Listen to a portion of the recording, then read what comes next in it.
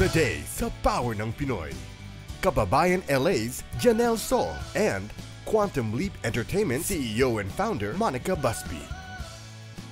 With our host, Anthony Rivero.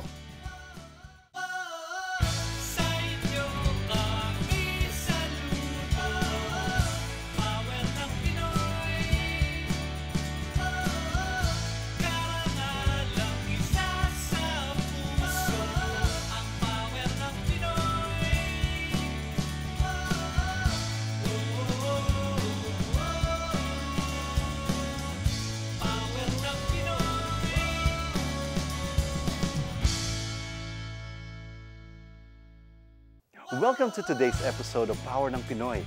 Our first guest is the host, writer, and producer of the first and only daily talk show for Filipinos in Southern California. Janelle So is one of the 100 most influential Filipinos in the United States. We'll meet Jannelle with our Los Angeles correspondent, Alyssa Alibao. Take it away, Alyssa. Thanks, Anthony. PBA reporter, lifestyle show host, public affairs broadcaster, and newspaper columnist. There's so much going on for Jannelle So, leaving us wondering why she would leave the Philippines at the height of her career.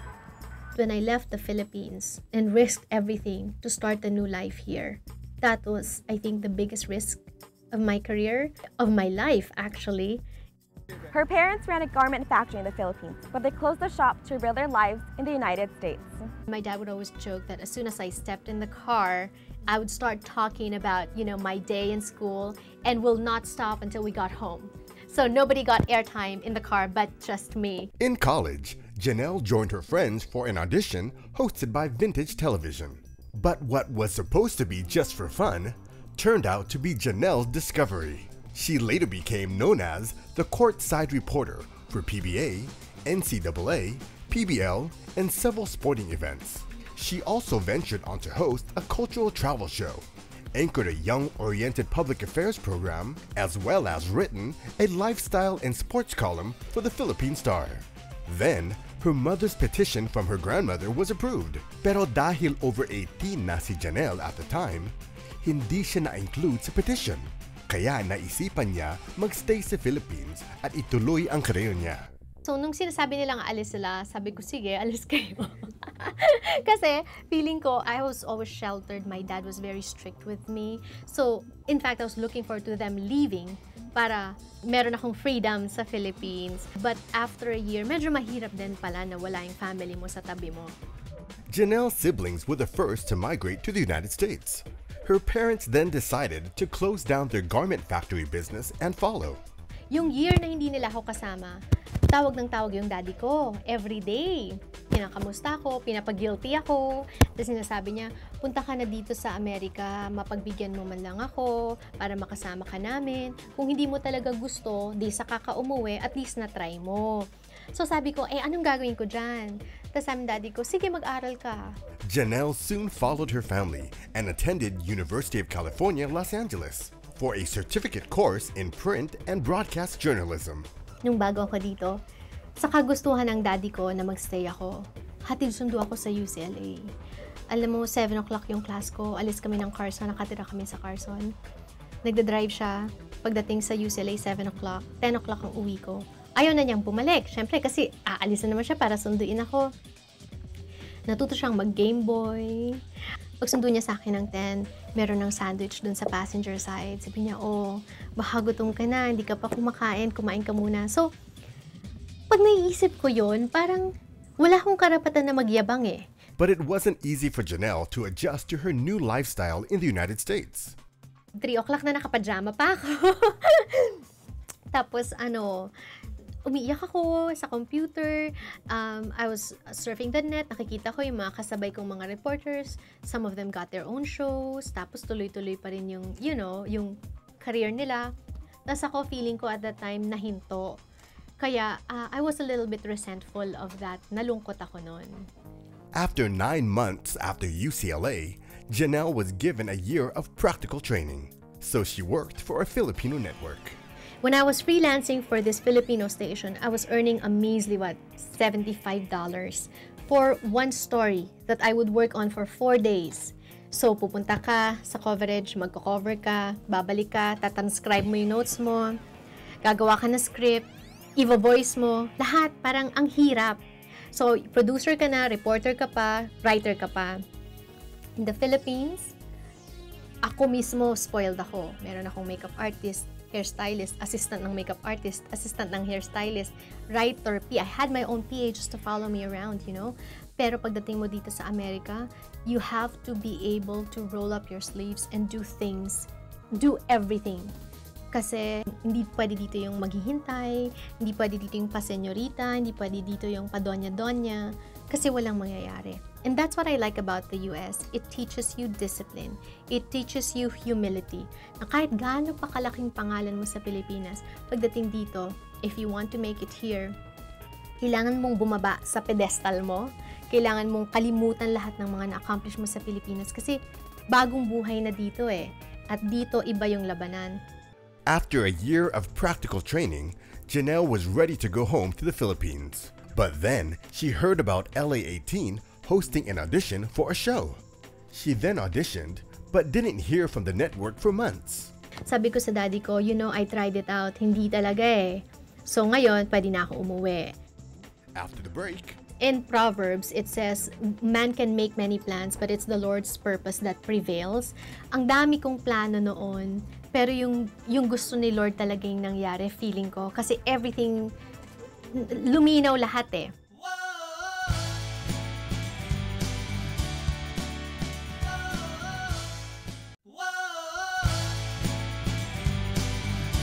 When Jannelle was about to give up and go back to the Philippines, she received an important phone call from television LA18. It turns out they had already hired 2 people for the job she auditioned for, but the network decided to look for a different talent. With only a few weeks left before the show's premiere, they decided on Jannelle. Diba, Alyssa? Yes, Anthony. They wanted someone who can not only host, but can also write and produce the show. And Jannelle was just the talent they were looking for. Doon luminaw. Na yun palang experience ko, freelancing, looking for my own story, writing my own story, editing, lahat pala yun was in preparation for Kababayan LA. Because here on Kababayan LA, I pretty much do everything on my own. And Jannelle has been the heart and soul of Kababayan LA since the beginning. Magandang hapon mga kababayan. You are watching Kababayan LA, where today we are going to give you some information. Business really runs in her blood. Through hosting, writing, and producing, Jannelle learned the marketing side of show business. Well, yung ibang mga reporters, naghahabol sila ng storya. Okay, Jessica Sanchez, maka-exclusive, maka-scoop, kay ganito, kay ganyan, mauna silang mag-interview, mauna silang maka-exclusive. To me, kahit ma-interview ko sila ng late, kahit mauna na kayo, first of all, I'm secure in the fact that I will be asking my own questions that can probably give a different perspective to the audience. Pangalawa, yung sa inyo is news. So it has to be instant and 1 minute, 2 minutes at the most. Mine is more lifestyle. So iba pa rin talaga yung angle ko. And pangatlo, mas gusto ko pang maghabol ng sponsors kesa maghabol ng exclusive. Dahil ang sponsors, once I get the dollars, I am sure that it will sustain my show. But despite her years of experience being on camera, inamin ni Jannelle that she felt vulnerable in the first years of Kababayan LA. Yung iba naman is talagang just waiting for you to fail or waiting for you na magkamali ka. They attacked everything. The way I dressed, my makeup, my hair, my pronunciation of things. Pero wala, sige lang, sige lang. Si Lord ang bahala. When the Lord puts you in one place, He will see to it that His purpose for you is manifested and is fulfilled. So I kept praying. Jannelle did all she could para lang maipagpatuloy ang daily talk show para sa mga Pilipino sa Southern California. Nung umpisa ako, alam mo, attend ng mga events para ipakilala ko yung Kababayan LA. I remember my mom and kami mismo yung nagtataas ng mga tarpaulin. Kami mismo yung nagmimigay ng flyer. There was a time I contracted my brother, I think at the time he was 13, na magpa-distribute ng Kababayan LA flyers. So it's really, to me, when people ask me about the success of Kababayan LA, first of all, syempre, by the grace of God, pero pangalawa talaga, my family. Now in its 6th year, Kababayan LA is the longest-running Filipino talk show outside of the Philippines. Thank you for sharing your afternoon with us here on Kababayan LA.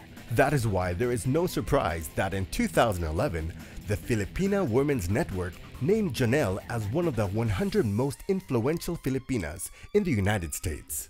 Siguro yun na yung tinatawag nilang influence. Maraming nanonood, maraming nakikinig, maraming naniniwala. Pero hindi ko yun tinitignan as a privilege. I see it more as a responsibility. Kaya despite her busy schedule, Jannelle finds time to volunteer for different organizations, katulad ng Gawad Kalinga. Pagdating mo doon, yun na nga lang konting what they have, they want to give it to you pa. It's such an amazing experience and I learn a lot from them. Now, they're giving not out of their excess, but they're giving because they want to give. Jannelle has been elected as board member for Gawad Kalinga USA. She also volunteers for CPAF, the Center for the Pacific Asian Family, that educates the community about domestic violence. It is one of the most common problems in our community, but because of our culture, there's shame and embarrassment attached to it, and because it's not openly talked about, there are some victims among us. We don't know who they are because they look like us, but they don't talk about it in public. And that's what I want to help change. Because of Kababayan LA, Jannelle has been able to reach out to the community. But she says she doesn't mind going behind the scenes in the future. Jannelle hopes that someday she can create programs that will cater to the Filipinos and will help open doors to Filipino talents. She knows how valuable a show like Kababayan LA is to the community. If we get more support in terms of dollars, yun yung talagang mag-help. So I'm calling on small business owners, kahit 1,000 lang yan or 2,500 lang yan, yung mga advertising budget nyo. If you invest it in Filipino shows, then it will help build Filipino programs here in the US. Iniwanan ni Janelle So ang karir bilang sikat na broadcaster, host, and newspaper columnist sa Pilipinas. Pero hindi niya na ito pinagsisihan. We can make many plans. As tao, marami tayong ambitions, marami tayong gustong gawin sa buhay. Pero if it's not according to God's will, walang mangyayari. Because in the end, His purpose will always prevail. Sa paglipat niya sa Amerika, mas napalapit si Jannelle sa Diyos at sa kanyang pamilya. Family talaga is everything. Yung career, nawawala yan eh.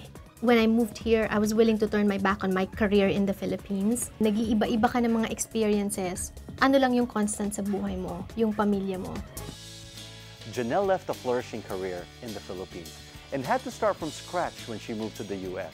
But with that radical move, she achieved so much more. Marami sa atin ang katulad ni Jannelle, pero napatunayan ni Jannelle na with faith and family, we can do anything we set out to do. Despite the odds, at tulad ni Jannelle, sana hindi natin kalimutan kung saan tayo nanggaling. Sa ating pagsulong, tumulong din tayo sa ating mga kapwa, dito man o sa Pilipinas. Dahil yan ang power ng Pinoy. Yan ang power ng Pinoy. After the break, Alyssa will bring to you the CEO and founder of Quantum Leap Entertainment, Monica Busby. Stay with us on Power ng Pinoy.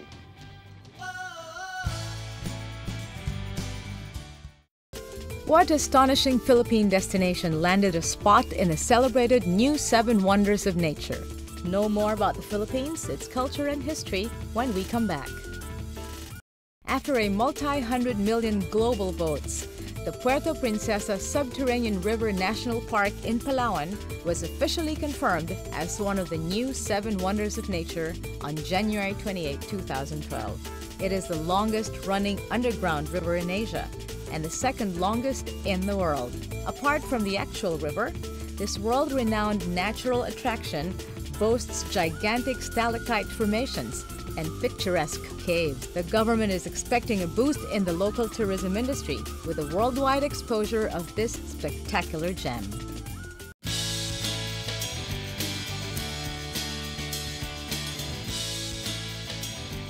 Ang susunod na guest natin ay si Monica Busby. She first entered the entertainment industry as a dancer in Soul Train and BET's Fright Night. Now, Monica is the founder and CEO of a marketing and public relations firm in Beverly Hills, California, Quantum Leap Entertainment. Several years later, Monica is now the CEO of her own company, Quantum Leap Entertainment, a marketing and public relations firm in Beverly Hills, with a diverse client portfolio of luxury brands, production companies, and creative talents. Monica Busby was only 18 years old when she joined show business. Actually, it was a very cool experience. I did it for a couple years. I actually danced behind Busta Rhymes, Bone Thugs and Harmony, and BET had their Sprite Night. I got a chance to kind of get a bit of the camera. After Monica decided to hang up her dancing shoes, she worked as an accountant. But it just wasn't for her. I just thought, hey, you know, I didn't want to be behind the desk. My whole life, I was actually an accountant, and my personality was more outgoing, and I wanted to do more music, so I thought, let me just jump right into it. And actually, when I got out of it, I wanted to do music full time. And I started marketing and promoting my own album. And with that, I was able to do college gigs at, like, they were paying an unsigned artist like $500 an hour. And I was like, wow, this is pretty good. I'll just do a whole college tour on my own. A lot of my music friends were like, wow, I love what you're doing. You're not even signed to a record label. Please, you know, promote my album. And so I'm like, okay, well, this is extra money for me. And I started promoting their album, and before you know it, record labels were asking me to do their album releases for their artists, and then on top of that, products, and then celebrities, and before you know it, here I am. She went on to work for Hollywood's leading marketing and public relations firm. Actually, I was working with a multi-million-dollar company as a foundation director, and this lady was pretty much the Hollywood's elite, and I had a chance to really go behind the scenes of how celebrities turned out. She was very much into marketing and PR. She was just an amazing boss, and I thought, wow, I would love to see if I could do that. And she did. Monica Busby started Quantum Leap Entertainment. Event producer Marisha Richard is now Monica's business partner. They have a diverse clientele, including luxury brands, production companies, and celebrities, including Filipino-American talents. We're all Pinoy out. We have also Amber Lily, and she's been known as one of the top singers for Radio Disney, and she has a top song on Disney's Next Big Thing show. That was one of her breakout music. One of our favorite Filipino-American artists that we're promoting right now is Legacy, who just came out of tour, Justin Bieber's 2.0 tour for the past 2 years. And I'm so excited because they're not only an amazing talent, but they're just amazing people in general, and they really get their fans involved. So actors, the one and only, Sean Michael Lafable. I first saw him watching Akila the Bee. I thought he was Japanese. I was like, wow, he's a pretty good actor. Come to find out he's Filipino. I'm like, our Filipinos, man, they're all over the place, right? So I was excited. Not only that, he was just a great human being, and he's just a pleasure to work with. We don't choose the clients that we have. We're just blessed that they come around, and God kind of chooses us to be together, you know? This isn't the first time Marisha Richard has worked with Filipinos. I used to train dental offices, and the front office staff would be a dentist. And just being so humble and having the heart to do that to me is amazing. When you work in an industry with Filipino people, as you may know, you make a relationship with one family and your family with everyone. They're very strong, they're hard workers, and they all come together and they unite, and I think that is so amazing to see. I've managed Filipino people for a long time, and what I've liked about the Filipino people is that on time, most of them. I'm kidding. No, they're on time. They're very hard workers. They're team workers, and they put their heart into their job. I'm loving supporting my Filipino people. Me too. I get to talk in Tagalog more often. It is a little weird when she starts to talk in Tagalog to me or half talk to somebody else. I get to eat some Filipino food for once. And as CEO of a marketing company, Monica is well aware of the potential of Filipino-Americans in the entertainment business. We have such different looks, different kinds of beauties, from dark skin to light skin. As an actor, of course, I mean, that opens up a lot of doors. You could fit in any Asian look, you know, not just as a Filipino-American. As far as music is concerned, I'm so excited because a lot of our artists are starting to get accepted in more mainstream. I'm seeing a big boom of like with Jessica Sanchez and Charisse, even Ellen quoted, you know, the best singers are from the Philippines. I mean, how cool is that, right? We're really starting to get recognized instead of just singing cover songs. We're really coming out there and really branding as an artist. And I'm excited. I hope to, you know, really be a part of that. Monica risked it all to start a company all by herself, and it has paid off. She believed in her talent and capabilities. She aspired to have her own company, and today, she achieved something that was once a dream. Taking her own quantum leap from dancer to founder and CEO of her own company, Monica Busby is proof that with faith, focus, and sheer determination, kayang lahat. Yan ang power ng Pinoy. Thanks, Alyssa. And that wraps up another great inspiring episode of Power ng Pinoy. Join us next week as we embark on another journey together. We hope to bring you the best so that you too can be the best in your chosen profession. Meanwhile, you too can share your stories with us on Facebook. You can tell us what inspires you and motivates you to reach for your American dream. Because nothing is impossible in the land of the free, as long as you plan ahead, pray hard, and work even harder. And if you do well, help others do well too. Yan ang power ng Pinoy.